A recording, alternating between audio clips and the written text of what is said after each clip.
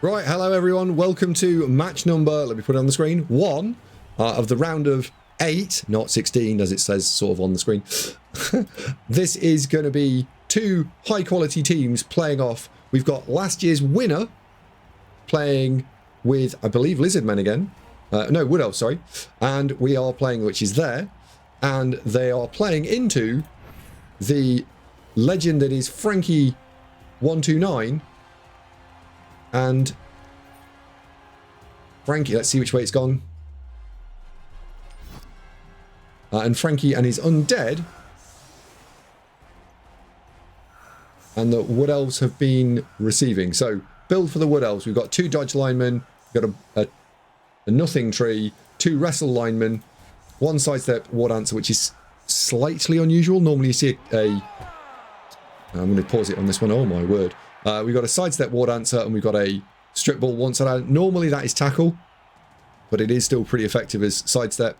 We've got a leader thrower, which will give Strider 3 rerolls. He's got 11 players, so 3 rerolls and an apothecary. There's quite a lot of dodge on this team. 1, 2, 3, 4, 5, 6. 6 dodge. It's pretty good. With 3 rerolls, there's not a lot of failure here. What the lose condition for the Wood Elves is just get smashed off the field. This is a slightly unusual setup from the undead. Not one you would typically see, because there's no tackle being deployed to try and knock over one of the elves. Like normally you'd see a tackle in that square there, and then this guy goes here. And I think engaging the tree could work.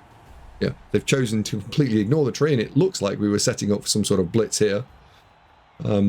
Which then gives the tree agency to start doing things if it wants to, or just go and pick one of the mummies and just trade out the tree for a mummy, and then you're using your superior agility to try and trade around the undead. This is different. On the undead side, we've got 2 guard mummies, a tackle white and a non-skilled white.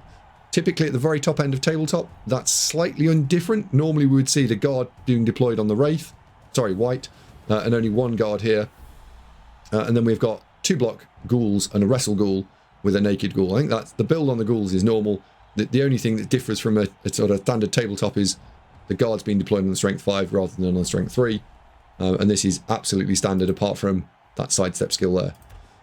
Blitz. Dodge not working does mean that this slightly unorthodox but actually going to be relatively effective setup will work. No power means there's absolutely no chance of getting through. And he's only moving 4 players.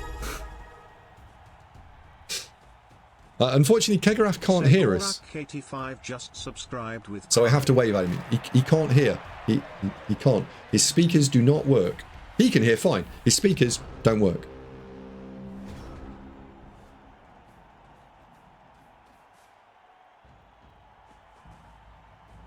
Thank you very much indeed for 31 glorious months, Kegarath.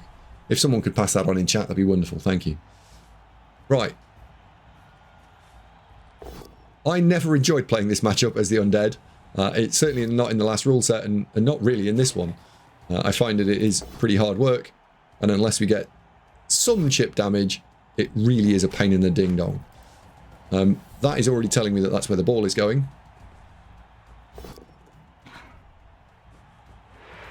The adventurer is picking the ball up has succeeded. Make a gauge.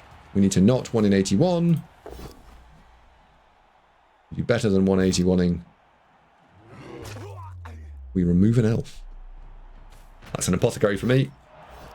It's badly hurt and it's a dodge piece. Yep.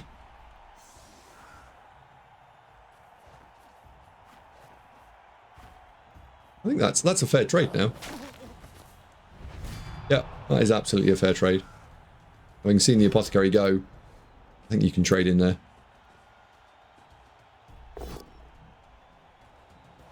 I'm just going to pause for a second and point this out. I'm not sure I would take it, but it is absolutely on the table. We could go and stick a player in there, and then we could blitz here, pushing into here, pushing into here, pushing into here, pushing into here, and then blocking a cage, and we could get the tree on the ball. I think I probably do take it, I think. And if we roll a push on the first one, then we might even be able to push the tree into the cage and get 2 dice on the ball.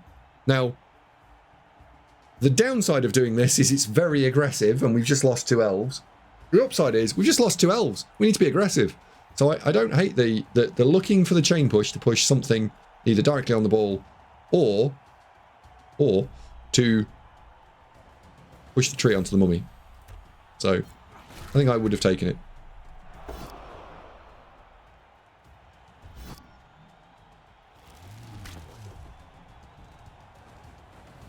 And with no tackle, we can't hit the ghouls reliably as the wood elves.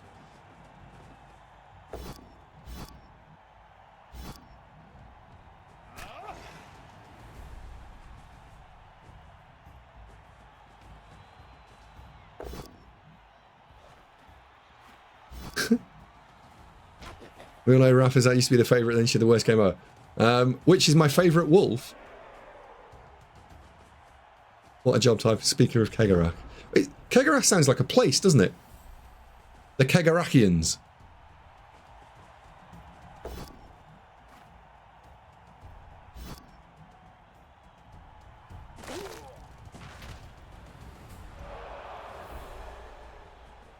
So he's just staying put.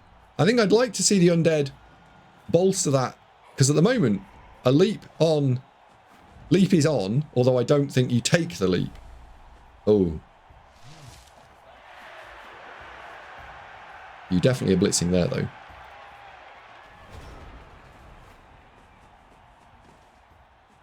So, undead, what the Wood Elves are... Oh, the Wood Elves are going the wrong opposite direction. I would go the other way and try and split the undead out over the next few turns. Because if we can turn the undead into just this to deal with, by knocking them over and pushing them towards the sideline, and just ultimately knocking them over so they can't get up, then you can have a really good time.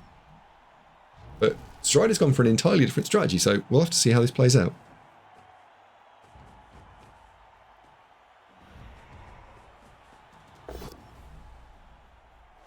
Or a different execution. It might be the same strategy with a different execution on it.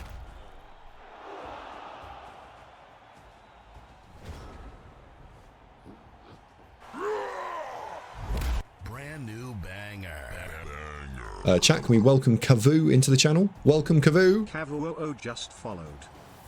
This is a go for it. He gets the power on the bludgeoning war dancer. He killed. Oh my god, he's killed it. It's dead, Jim. Expression played for and got there.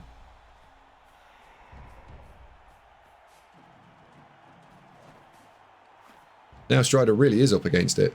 Not only is this drive going to be hard work, but his next drive is also going to be pretty hard work. He's got the tree stuck on one Zomborino. The tree probably wants to... I think I'd be looking to blitz the Zombo off on the tree, wander the tree in here to try and put down options. The problem is, beginning only turn 4, the undead are quite happy to swap back again. However, they're not entirely happy because the 2 mummies are so slow. The mummies are now locked to this side.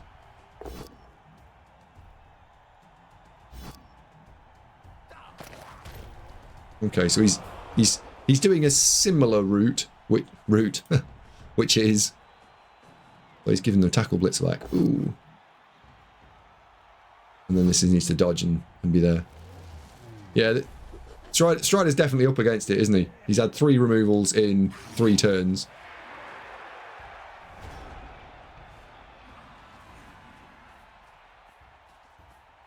Yeah, big removal on the war dancer. Yep. Now, undead probably over the next 2 turns. I don't think keep battering down the sideline is the right strategy, because if you keep pushing down here, then you're helping the wood elves, because you're playing into, you only have a narrow field of attack. So if we swap this round and we'll look at it from the offensive drive perspective for a second, right? The offensive drive have a field of view, which is they can't run off the field, so you can only go that way, or you can run on a diagonal there. So we've got a weird sort of V shape. Whereas if we were stood here, that V shape goes all the way out to that side and all the way out to that side. We've got a wider field of attack, and therefore we can do more. So the wood elves will want to keep penned in, and the undead need to attack differently. So I would be blitzing, blocking and whatnot, getting in here. Because a stop here would be amazing for the Wood Elves.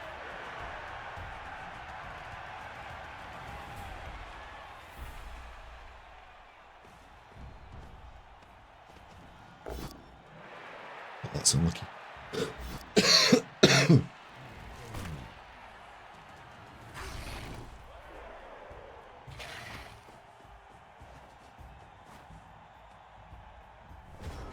Right. The ball is currently based by a tree. The tree does not have guard, so the Wraith wants to be looking at this lineman. These two get to stand up, fine. 1, 2, 3, 4. It's a double go for it to throw 2 to then throw 2. Okay. The safe line of play is to stand up, 1, 2, 3, 4, go and wander in there. That cuts this round of the game. We'll stand that there. We'll still take our 2D, then we'll take our 2D. I think that's a safer overall line of play. And then we'll see what happens. At that point, we could then blitz with the mummy if we needed to get another 2D. Or we can step a ghoul in and blitz with block here, because we've got the assists. Probably where I think you end up taking this. And then we end up not going anywhere. So our turn 5 is fixing the fact that the 4 players that got split have managed to collect back. Because the Wood Elves have lost players, this is probably okay. And I don't think Franki needs to put re-rolls in, so I don't think this is a double go for it. Because he's got peace position.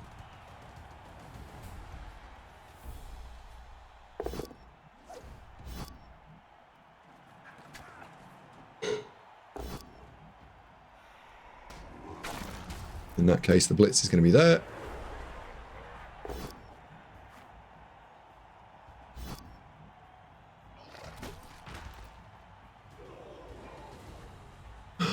No, no, this is far too aggressive.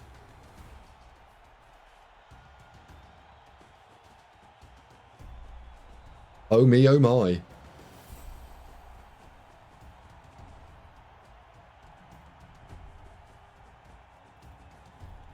Right, Wood Elf counterplay, everyone. Do we dive in? I think the answer is absolutely 1,000,000% yes. Looking at this board state right now, we can tag out the 2 ghouls, both front and the back, and then I think we leap in and we just take the 1D on the ball with strip. And on a 3+ strip, ball is on floor, one of those elves haven't moved yet, and we can Foxtrot Oscar away.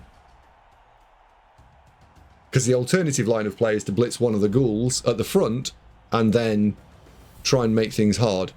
You could argue that on turn 5 the undead shouldn't have split like this, so maybe you could play the passive line. I think you could probably do either and justify it. Rolex_NAF just Ladies and gentlemen, please welcome Mr. Fantastic to the channel. Hi, Andy. Thank you very much indeed. Thank you for the raid, Jimmy. Absolutely cracking game earlier. I said on my channel I thought you edged it. Should say shaded it, really, shouldn't we? Jimmy, tell Andy this isn't the round of 8 we tried. What do you mean it's not the round of 8?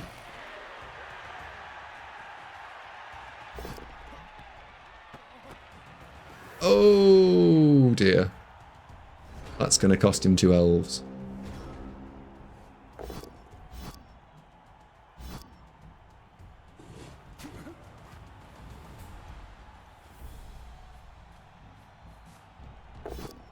Round of 8's the quarterfinals, Andy. That's what we're going to France for. Well, yeah, that I know, right? So, yeah, look, it says so there. It says round of 16. Don't know what you're talking about. It's fine. Like, it's going into the round of 8, but if you all think that you'd rather see a 16 and an 8, that's fine. If that's what you want, I'm just here to help you understand what's going on. Oh, some people are fussy, aren't they?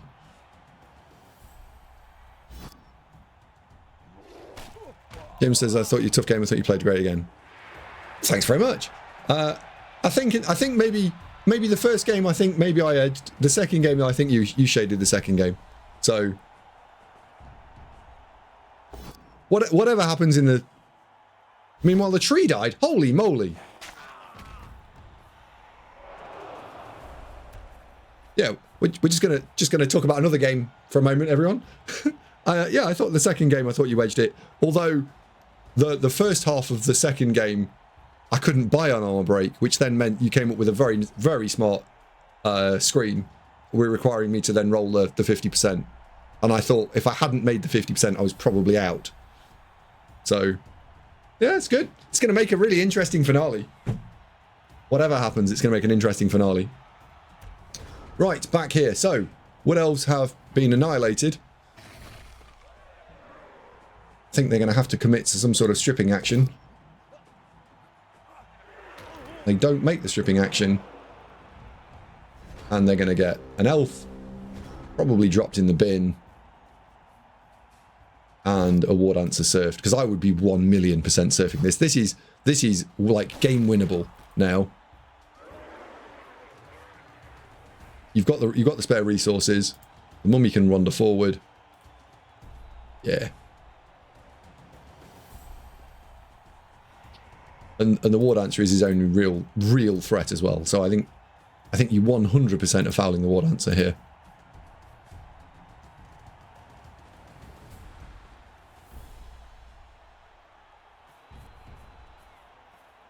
I think you could throw that 2D first. Holy moly, the War Dancers are gone. Both War Dancers dead. Is that right? Both War Dancers are dead? War Dancer, yeah. Both War Dancers are dead. If you're Strider, you're playing for a draw. Because you're probably not winning this. Flip me. Said someone famous. Both War Dancers in the tree. Well, yes, and the tree, yes. There's a piece of wood that has been removed as well.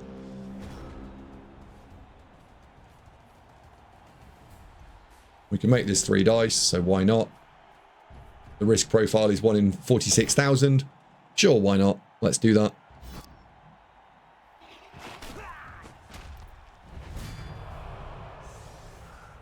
Kaboom.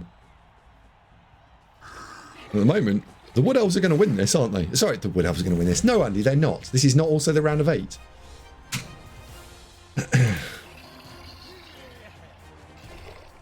2, 3, 4, 5, 6. Six elves.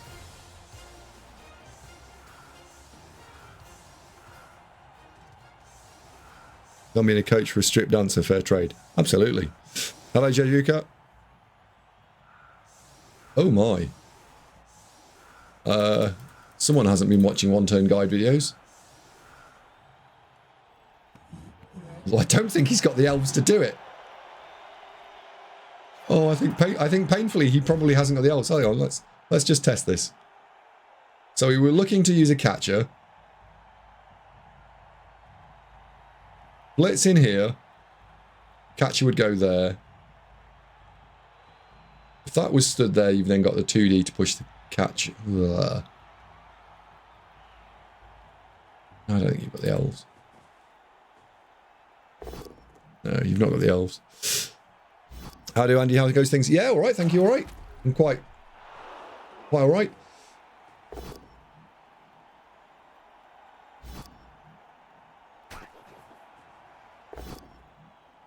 No rerolls. Never mind. And then we go into the second half. He really needs those 2 KOs to wake up. Otherwise, this is 100%. Oh, he's got 1 back. So he's got 1, 2, 3, 4, 5, 6. He's got 7. No War Dancers, no tree, 7 players. So, pause. How would you, think about this, how would you, as the Wood Elf coach, approach this drive? What would you do? And I think there are 2 choices, there are things that you might choose to do, broadly. There is dacker, there is score quickly. There is probably not the third solution, which is to stand on the halfway line and pick a fight, right? You're not going to do that. So the undead should think about their setup and think about what they could be, like what are the Wood Elves trying to achieve? How do I disrupt that? So If they're trying to score quickly, yes, this plays right into that. That's fine. But if they're going to dacker, you're way too far back. So I think what I'd be doing is I'd be allowing a gap. So I would probably set up kind of here-ish, all the way across, so that they can run through if they want to score quickly, because I'm fine with that. But I am also then going to chase the dacker straight away. So I think that the undead should be reconsidering and reevaluating their setup.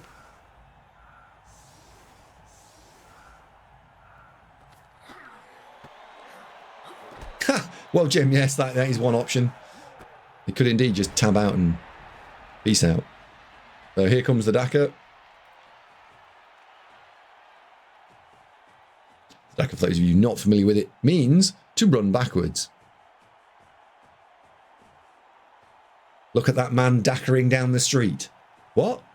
I know it's a bit weird.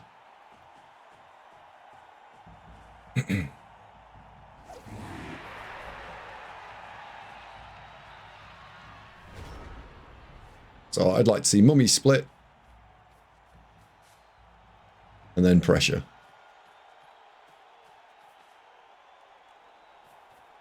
And everyone just runs maximum movement forward. You don't really need to think about this in the first turn. Just make sure everyone runs forward, maximum firepower, charge. The ball is on a catcher right now. It is, isn't it, actually? Yeah. So he's receiving threats holding the ball. They're going to want to, surely they're going to want to swap that.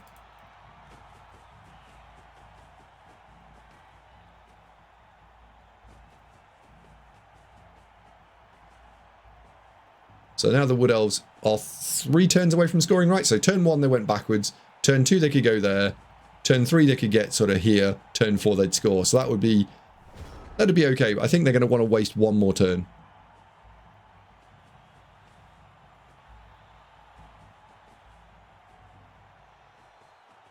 Not quite. I think I'd have one more line of backwards. Yeah, I'd have one more line of backwards here.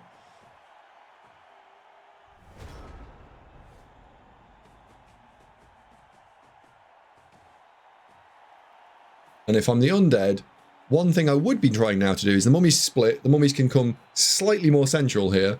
And if you can take this flank away, which is what the blitz is going to be, you can create almost an L shape. It's not going to quite be an L, but you're trying to remove one of their 3 choices. At the moment, the Wood Elves had left, right, and middle. We're trying to take away a choice.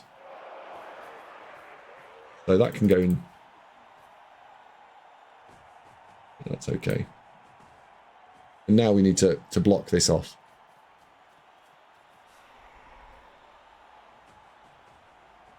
Tackleman has to come and stand in there this turn, although you don't want to commit that. Or has to go there then. There. Yeah, that's fine. Right, Wood Elves are now starting to feel a bit pinched. What we don't want to see is the Wood Elves manage to somehow get around the back.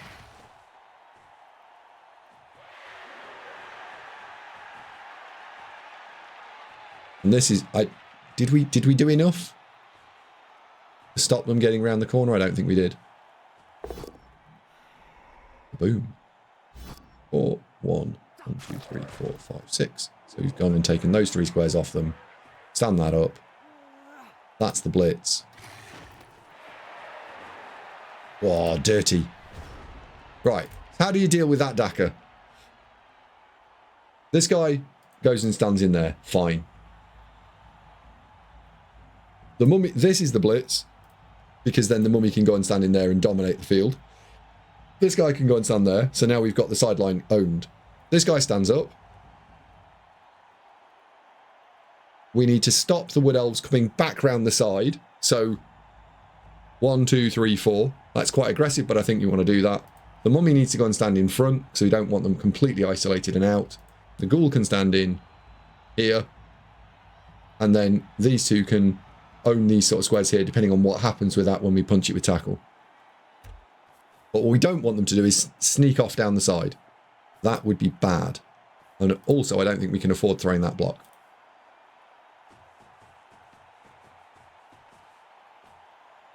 This is a variation on the same idea. This should work. Although there is a pretty large hole here. from 1-0 up was any real impetus to commit to moving that far forward, says Yuka. Yes, I think there is, Yuka, because your win conditions here are to force the score so that you can go and win the game 2-1, or to carry on shutting down and creating really uncomfortable situations for the Wood Elves. If you stay passively, then Strider will end up having probably some 3+s to get through to score, which, while not bulletproof nailed on, are also maybe not quite what you would want to leave. I mean, this is looking pretty uncomfortable, I'm not going to lie. But the Wood Elves, what the Wood Elves are trying to do is go one way and then drag you across the other way. The bit that's been missing in the undead defense, if I could draw on the screen, which annoyingly I can't currently, is you're trying to create an L shape, and the top of the L is to stop them going back around the side. So you hold them in place, and then the second turn, you really apply the thumb screws. So the first turn, you just get in the way, and the second turn, you're in contact and you don't have to deal with your shit movement. Not your shit movement, but the shit movement of Wood Elves. I have no idea whether your movement's shit or not. But that's the point. And so far, Strider has managed to go left, and then he's managed to swap completely to right. So now my response to this would be the same thing, which is, well, you've actually got to annoyingly blitz there. But the response, you cannot let them go this way around here, because they're quick enough that that's what they're aiming to do.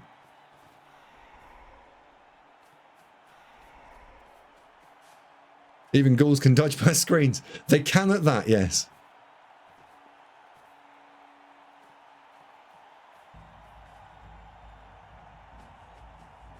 Cosmic Goal, you can find out tomorrow.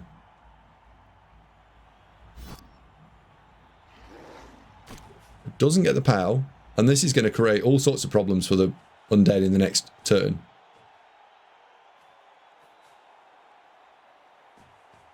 You can build the most beautiful defense, then some inconsiderate ghoul can just 4-4-3 up. Yeah, can you? But yeah, this is literally going to be that they're going to try, and they've managed to isolate past the slow players. So this has turned it from the player advantage for the undead into not a player advantage for the undead. Oh my word, that power's massive. That power now means that the zombie gets blitzed. Wow.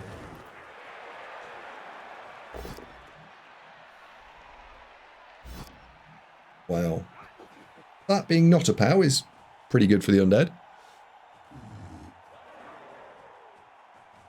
And then we need to see something. I think the thrower comes around this side to provide threat next turn. So, how do you solve this as the undead? Part 3. 1, 2, 3, 4, 5, 6, 7. I think you end up going and standing on the sideline. You punch that with tackle, and you park the tackle somewhere in here. We're probably going to end up making go for it this turn. 1, we need to punch this out of the way. 1, 2, 3, and a rush. Probably just going to stand up because it's too flimsy to dodge. If we can get the POW here, the other mummy can go in there. So we end up getting these 2 squares owned by mummies, which makes the going backwards quite unpleasant. These 2 just tag the thrower out to make it really difficult. And we are probably going to wedge enough players in there that this is going to be hard work. Let's see what the actual response is.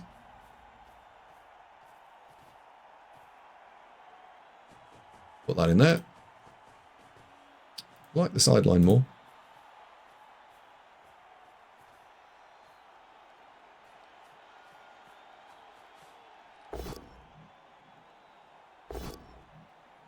Finds the POW. Do not mark the... Don't stand side on and mark the wrestle. You just follow here. Yep. And then you let someone else mark the wrestle. Still hasn't stood the ghoul up, which I would really like.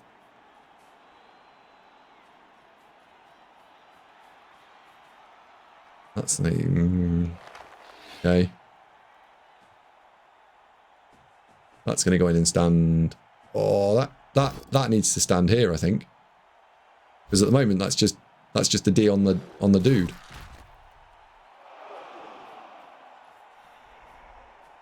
Yeah, that was better there. Or there, right? There, because it's providing a secondary screen. Oh dear, secondary screen. There, because it just doesn't make... It makes that not be that.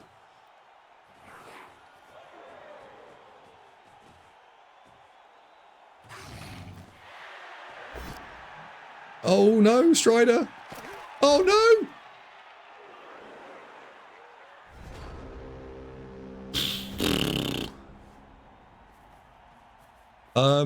Well, the ball is very surfable, isn't it? The ball is he's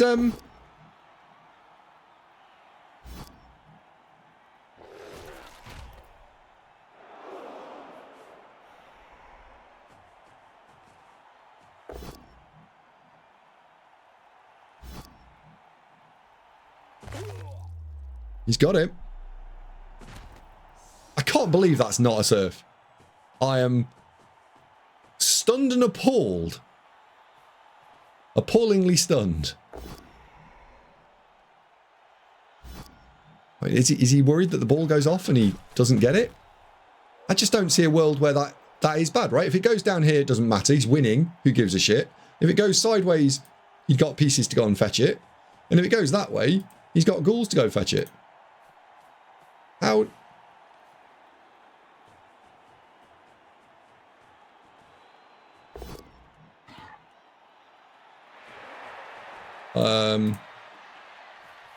Okay. This is looking decidedly dodgy.